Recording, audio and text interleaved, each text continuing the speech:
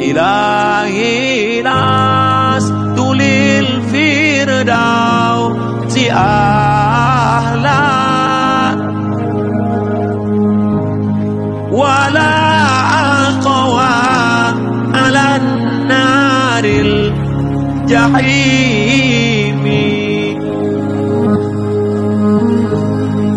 dunubi mislu adadir rimali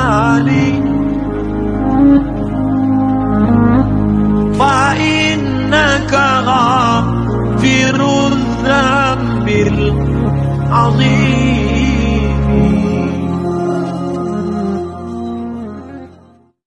8 jam tidur, 8 jam kerja, 8 tambah 8, 16. Tinggal 8 jam lagi. Kemana habis 8 jam? Browsing, launching, game online, PlayStation, Twitter, BBM, WhatsApp, Instagram, Telegram, miligram, kilogram.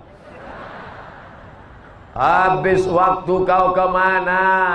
Maka ingat-ingat, la tazulu qalama abdin, kaki anak Adam tidak akan bergeser di padang mahsyar, akan disoal, akan ditanya. Pertanyaan yang pertama, kemana waktu kau habiskan? Orang barat berkata time is money, waktu adalah uang, karena mereka peradabannya uang, uang, uang. Tapi Islam, waktu adalah tanggung jawab. Kemana waktu kau pakai? Alhamdulillah, kalau mati kita yang di Aceh Tamiang ini, ditanya malaikat, kemana waktu engkau? Tadi malam aku pengajian.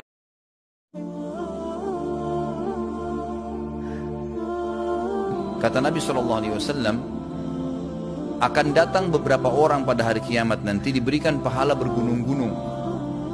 Lalu mereka berkata kepada para malaikat yang memberikan, dari mana ini? Kami kayaknya nggak tahu pahala apa ini. Kata para malaikat, ini pahala doa-doa kalian yang belum kalian lihat ijabahnya di dunia. Maka pada saat itu mereka semuanya berharap kalau semua doa mereka di dunia belum dikasih di dunia, agar mereka panen dalam bentuk pahala. Jadi jangan pernah bosan berdoa, nggak masalah. Karena itu ibadah terus ada pahalanya.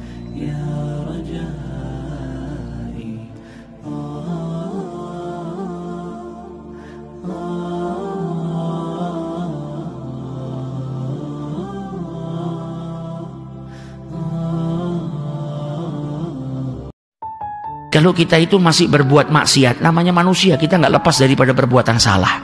Tapi ketika kita berbuat maksiat, kemudian kita nyadar kalau itu perbuatan buruk, itu bisa mendatangkan kemurkaannya Allah, kita nyesel, berarti kita masih punya iman yang kuat kepada Allah.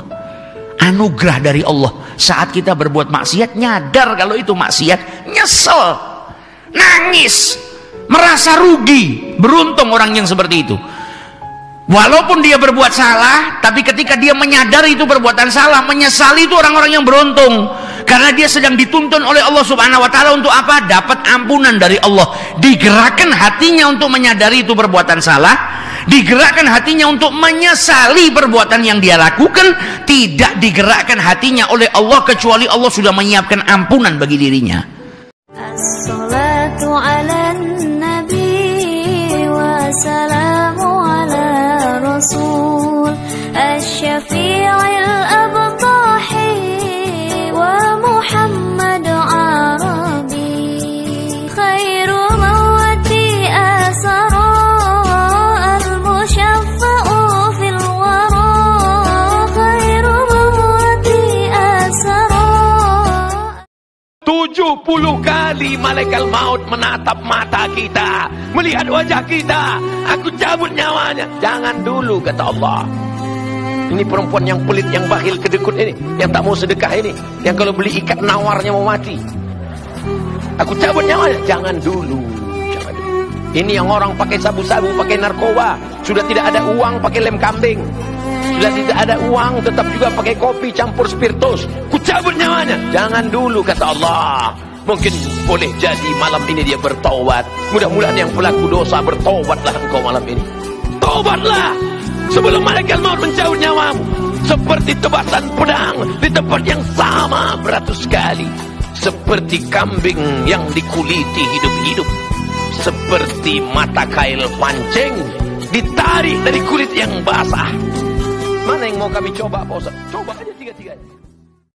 Kalau antum mau tidur itu, apa yang antum bacakan? Bismikallahumma ahya wa amut. Kan dalam riwayat hadisnya Bismikallahumma amut wa ahya. Lihat sini baik-baik. Kalau di hadisnya diawalkan kalimat amut dibandingkan dengan ahya. Ya Allah, hanya karenamu jika hamba wafat di malam ini. Cara menerjemahkannya. Kalau mau lebih bebas lagi, ya Allah, jika memang tidur ini menjadi tidur terakhir bagi saya dan saya meninggal dalam tidur saya, maka saya mohon ya Allah, wafatkan saya dengan namamu. Wafatkan saya dalam ridhamu. Dengan namamu saya akan wafat. Dan bila pun saya hidup lagi ya Allah, ahyana, engkau hidupkan saya lagi, maka hidupkanlah saya dalam ketentuanmu. Jadi Anda saat mau tidur itu, Anda sudah pasrah kepada Allah. Kalau meninggal, saya ingin meninggal karena Allah. Dan kalau diberi kesempatan hidup lagi, saya pun akan menjalani kehidupan karena Allah subhanahu wa ta'ala. Ini pesan di ilmu hadis, kalau ada orang tua berbuat baik untuk anaknya, maka semua kebaikan anak akan terlimpah pahalanya pada orang tua tanpa dikurangi sedikit pun.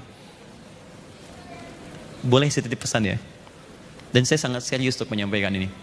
Kalau Allah anugerahkan titipan anak, baik terlahir dari rahim Anda yang perempuan, ataupun Allah titipkan lewat sisi yang lain, demi Allah saya katakan, kalau mau ngajarin ngaji, tolong Al-Fatihahnya Anda sendiri yang ngajarkan. Walaupun cuma Bismillahirrahmanirrahim. Tolong ajarkan. Karena itu akan ia bawa seumur hidupnya. Dan 17 kali dia akan bacakan dalam hidupnya. Maka jangan berikan pahalanya untuk orang lain. Ajarkan di lisan Anda. Begitu dia bisa mengucapkannya, maka semua hidupnya mengalir pahala untuk Anda. Oke, yuk kita bacakan hadisnya, saya cepat. Tolong cari saya kalau Ustadz tak menemukan saya di surga nanti. Ini hadisnya sahih dalam kitab Al-Lu'lu' wal Marjan fi mattafaqa alaihi syaikhan, yang disusun oleh Syekh Muhammad Fuad Abdul Baqi. Orang Islam ketika disuruh Allah masuk ke dalam surga, dia bertanya, mana sahabatku dulu yang sama-sama sholat dengan aku, yang sama-sama berzikir dengan aku, kenapa aku tak tengok dia ada sekarang? Maka Allah suruh cari dia ke dalam neraka. Kalau ada imannya, bawa dia masuk ke surga. Itu namanya syafaat orang beriman.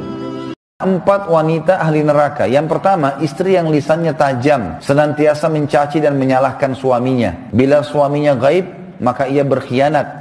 Dan bila sedang di rumah, maka ia terus menyakiti suaminya dengan lisannya. Yang kedua adalah istri yang membebani suaminya di luar kemampuannya. Yang ketiga, istri yang tidak menutup dirinya, juga auratnya dari lawan jenisnya, dan keluar rumah dengan membuka aurat. Yang terakhir, yang keempat, istri yang tujuan hidupnya hanya makan, minum, tidur, yang tidak punya keinginan untuk mendirikan sholat, mentaati Allah, Rasulnya, dan juga suaminya. Allah sangat mencintai pelaku maksiat yang mau tobat dibandingkan orang soleh yang tidak pernah merasa salah. Lalu saya sampaikan Quran surah kedua di akhir ayat 222. Innallaha yuhibbut tawwabin. Allah cinta orang tobat. Dan Anda sekarang sedang dicintai oleh Allah. Saya pun belum tentu bisa mendapatkan status itu. Jadi ketika Allah menanamkan cintanya, ambil itu. Karena tidak semua hamba bisa mendapatkan kesempatan itu. Maka dia terima tawaran kami itu, dia ambil kesempatan itu. Tiba kemudian beberapa hari, saya tidak tahu orangnya siapa, kemudian datang. Orang yang penuh dengan tato, wajahnya juga kelihatan tidak biasa. Tapi tiba kemudian ada pancaran keindahan di wajahnya. Dia datang cuma meluk, nangis. Setelah itu pamit pulang. Tapi dalam hatinya saya melihat ada janji untuk menjadi hamba yang lebih baik daripada sebelumnya. Setiap kita tidak pernah ada orang yang suci. Semua manusia pasti punya latar belakang yang pernah berbuat salah. Dan harapan itu dibuka oleh Allah untuk kembali menjadi baik. Jadi kita mesti berusaha. Ada kehidupan setelah ini. Ada kematian setelah kita hidup. Ada sesuatu yang sudah siapkan. Mau sampai kapan kita hidup dengan dunia yang bergelamuran? Ya, kata Allah nikmati. Sayangi silahkan nikmat. Kata Nabi nikmati dunia. Senikmat-nikmatnya, senyamannya hidup yang enak, rumah yang nyaman, keturunan yang baik, tapi sholat, baca Quran, karena kita pulang. Dan amal kita yang kita bawa, bukan rumah kita. Tunjukkan pada saya, mana orang wafat yang bawa rumahnya? Tunjukkan. وهو الذي يقبل التوبة عن عباده ويعفو عن السيئات. شيخ يا شيخ أنا جالس معك ما صليت العشاء. ويعفو عن السيئات. جالس معك على جنابه. ويعفو عن السيئات. نكسر الحشيش في جيبي. ويعفو عن السيئات. زنا. ويعفو عن السيئات ويعلم ما تفعلون.